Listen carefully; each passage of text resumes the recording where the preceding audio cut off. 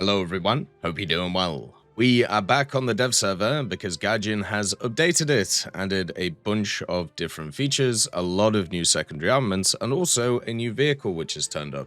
So in this video, we'll go over a lot of the major changes, and also we'll go over some that I missed previously. As always, if you enjoy the content, make sure to subscribe and also like the video. Let's get into it. First of all, of course, we have the AH-64E. This is the new Apache, which is coming into the tech tree for the Americans, and it's getting a brand new weapon, the AGM-179. And you can see here now, there's actually going to be two versions of it. So you have the SAL version of the MR. This is the 16-kilometer firing range laser-guided AGM-179. And then you have the IR, which is exactly the same thing, but instead of a laser warhead, it has the IR warhead, basically. So infrared homing, meaning that it will be fire and forget, which I think a lot of people will like. So yeah, you'll have the choice between if you want to do laser or if you want to do IR. I know the one that most people are picking because of the fire and forget nature, but there it is. So you can still only take 8 of them, so you can't take 16 because of how the pylons are set up. But yeah, now you can get both sets of missiles. There's also been a change to the T58, a new premium that is coming in for the Americans. They've actually changed the velocity on the HES shell. So this is the stats of the heat. If you missed it previously, pretty solid stats. But one of the problems with the HES shell is that it only had about 200 meters per second muzzle velocity, basically meaning it was kind of useless to use. But you can see here, they've actually upped its muzzle velocity to 563 meters per second, so that will be a lot nicer to use, and maybe people will give it a go now. I personally won't, because heat is always better than HES, and also less RNG, but who knows, maybe some people are different. Another thing to also note is some other new armament changes. So first of all, for Thailand in the Japanese tree, they have access to a new guided bomb. This is the KGGB. We had a look at this in the files the other day. Basically what this is a GNSS bomb, which is built by South Korea and also used by Thailand and other nations. So right now, it's available on the F-16A OCU, and you can either take this or the Mavericks or, of course, the Paveways. So yeah, you get access to a glided guided bomb, which is pretty sick. Another change is for Sweden, and it is for the CV90-105 TML. This is coming in at 8.7, and it seems like it's going to have every single factor that the old one had, apart from the stabilizer. So they've just added the laser rangefinder back to it, so now it has that thermal laser rangefinder combo with the DM23, which is going to be super deadly. Another vehicle that's also been added to the dev server is one that I'm always going to struggle to say, so I'm just going to call it the Hey, yeah. It's the Hiei, or the Hiei. It's a new Congo class battle cruiser. It's from 1926, so it's pre-refit, basically, which is why it'll look different from some of the other Congos, such as the Congo that you can see here. And it's going to be between the Setsu and also the Congo itself. So a 6.7 battle cruiser to basically fill the gap on the right-hand side of the tree. So if you are interested in the Congo, it might be worth researching it now before you have to go through it. So the Hiei itself, it doesn't have its armor fully modeled yet, I don't think. You can see here the general armor values do not match the armor here. Only has 40 millimeters. On the turrets, you have only 80 millimeters, so don't worry, I'm sure they'll fix that going forward. It does have the 356 millimeter guns though, which have access to the SAPC-BC and then also the APC-BC, so you should be able to penetrate pretty much anything that you want to, and also it has access to HE and also SAP. The crazy thing about the Congo battle cruisers is they did fundamentally change them when they did the refit. So it's not just like adding new machine guns or anything like that. It is a very different machine. So it's really nice to see it actually in the game itself, because you have the Congo class Kirishima, which is right here. You have the actual Congo, and then also the Hiei. And then, if I remember, the Haruna is also a Congo one. But all of these guys are post-refit, whereas the Hiei is kind of pre-refit. So, nice to see it actually be kind of shown. Also, there is something that is in the files but isn't here yet, where there are new frames which are basically coming into the game, which is really, really cool.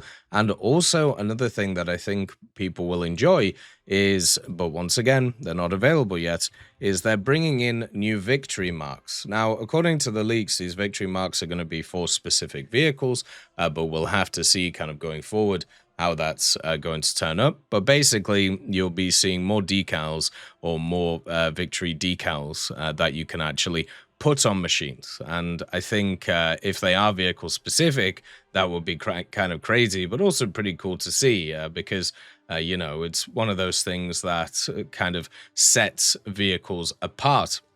Another thing that is also changing, and this is actually quite a severe change, especially for people who like to make kind of money or a sell when it comes to War Thunder.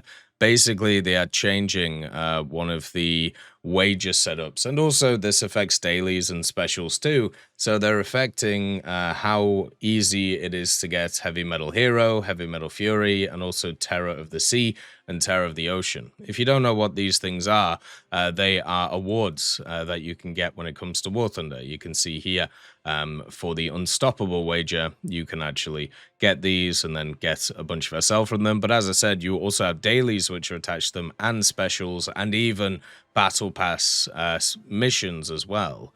So you have to be like super careful of these. So for example, if you have a look at the battle pass right now, it has a mission which is making a legend, and what you have to do is Hero of the Sky, Heavy Metal Hero, and Terror of the Sea. So they're changing these. So for Heavy Metal Hero, in ground arcade battles, you now need 10 vehicles destroyed. Realistic, you need 10 instead of 6, and simulator, you need 7 instead of 6. So they're making it a lot harder in realistic. Then for Heavy Metal Fury, in ground arcade, you need 9. In ground realistic, you need 9. And in simulator, you need 6. For Terror of the Sea, in naval arcade, you're going to need 9 kills instead of 12, which is obviously better. But in realistic, you're going to need 9 instead of 6. And then for Terror of the Ocean, you're going to need 8 in arcade, or realistic, you need 8 as well. Also, there was a bug in ground realistic and simulator battles that made it possible to simultaneously receive the Wingman and On-Hand awards. That's been fixed too. And when it comes to Heavy Metal Fury and Terror of the Ocean, these match awards now take into account the destruction of bot vehicles. So in naval, obviously, that will help out quite a lot, but kind of screw you over in other game modes because they're not full of bots. So as you can see, they're making that harder to do, and that kind of sucks. I wish it wasn't the case, but here we are when it comes to it. Now, the next thing I want to talk about is the updated models. This is something that I didn't fully showcase, but I thought I would here. So if you don't know, there's a bunch of strike aircraft getting updated models for planes. If you want to see the other updated models, such as the Tiger or such as the helicopters, we have covered them in other videos. So you can see here for the A-10, they've fully modeled the engines and also the avionics blocks for this vehicle, plus the flight control system. And also look how much detail has gone into this gun as well. Just the amount of different stuff which is on it, which is actually really, really cool. I'll actually briefly show you the Tiger II just in case you didn't see it earlier. But basically what they've added to this is you have the radio station, you have the transmission, which is fully modeled. You also have the gunner optics and also horizontal drive, and also the engine block and the radiators, which are there too, and a little bit of additional armor, which I don't think is going to make too much difference, but who knows, maybe it will at the end of the day. They've also updated this vehicle, so it looks really, really nice too. So looking forward to playing this once it comes out. The other thing is the Su-25s got updated. So basically what they did is they added all of the avionics stuff to it, also the electrical optical station on it too. So if you knock out any of these, it will knock out these specific systems that are built for them. So basically A-10s and Su-25s just became a little bit harder to use with these updated kind of damage models and X-rays. Another vehicle that also got updated, by the way, this is all of the Su-25s, so it isn't just like the standard one, it is all of them.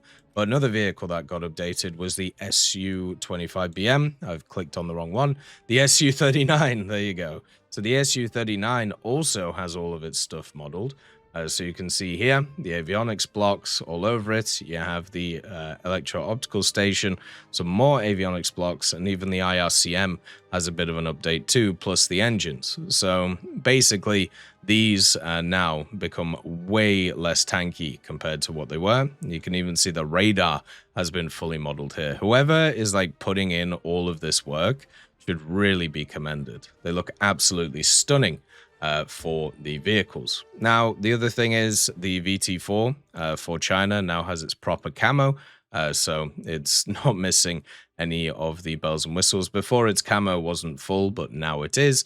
And then the last thing that I want to kind of show you is on the Tu-14T. So you know how we talked about there was a funny torpedo in the files? Well, guess what? There is another one, or there is that one, which has been added to the Tu-14. And also they've added fuel dumping, not just to the Tu-14, but to many other kind of vehicles too at the highest echelon. This is the stats for the 4554 VT. You can see it's the torpedo for high altitude torpedo dropping. And you can see you can either drop it from 700 to 10,000 meters. And also the speed recommended for torpedo drop is up to 800 kilometers an hour. And this is something which we haven't had in War Thunder before. Basically, all of the torpedoes we've had, you've had to get very, very close to the ground to be able to drop. So I kind of find it interesting how they've decided with this one that it isn't the case. So this is what the torpedo looks like. It basically is also not a homing torpedo, which is super surprising. Also, if you haven't seen the fuel dumping looks really cool on this. But basically, this vehicle isn't really that useful, the Tu-14T, but maybe it kind of finds a use with this. And just to kind of show you what happens with this. So we're at, 1,600 meters, so you can drop it whenever, up to 10,000. And also, as long as you are below 800, you can see it drop here. I can actually turn off this so we can just see it as it goes. So it drops like a normal, basically, bomb. And then eventually what happens is the parachute comes out and it slows it right down before it hits the surface. And then it goes forward to attack targets, which I think is really cool. It only has a travel distance of 4 kilometers, so it's not really going to be able to do too much. But I just think the idea is really awesome, and I suppose against certain machines, it could be quite useful in stuff like simulator or in stuff like air realistic. I'm not sure about naval, because obviously it faces a lot of vehicles that are usually quite good at defending against torpedoes, but who knows? Anything could happen. So yeah, that's a lot of the changes from the last update to the dev server. And as always, I hope you have a wonderful day. I'll see you next time. I'd just like to thank GMG Smiley, CD Beans, Chieftain Mike, EMN3 Galaxy, Tulio Pontecorvo, Brendan Quinn, Carrion Crow, Gus Irenicus, Pyman, Wartinder, Teddy, Daniel Stanton, Martinez, B. Young, Ozzy Panzer, Alan Hacker, Liam Shear, Opium Prime, Lafouche, Sem, Aslan, Uncle Bean, and Derek R. for supporting the channel.